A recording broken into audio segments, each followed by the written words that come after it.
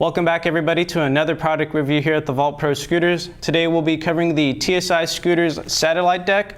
Let's dive into it. Starting off, this deck comes in 4 different length options. It comes in a 21.5 inch, a 22 inch, a 22.5 inch, and a 23 inch.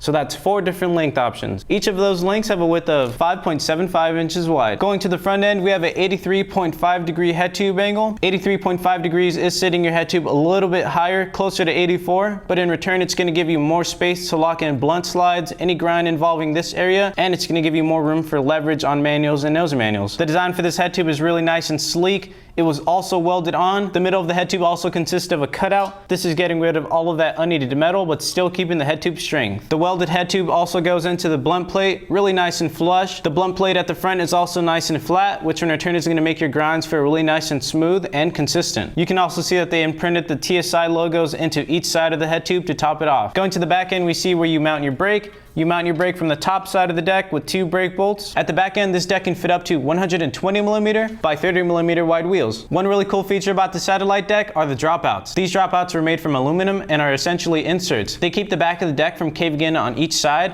which in return is going to make it last a lot longer. The dropouts also have a nice round finish to them. This is going to help your grinds feel really nice and consistent and also help you lock them in a lot easier. Going to the bottom of the deck, we see that it's not completely flat, but you will be making complete contact with each of the grind rails on each side, making your grinds feel really smooth and consistent. On the top of the deck, we see the satellite graphic, really cool, consisting of a duotone colorway throughout the lettering. With all that being said, let's see where this deck stands on the scale. Alright, this deck comes in at 4 pounds flat. Once again, this was the TSI Scooters Satellite Deck. If you want to find out more about this deck, follow the link below in the description. And last but not least, stay tuned for our next video.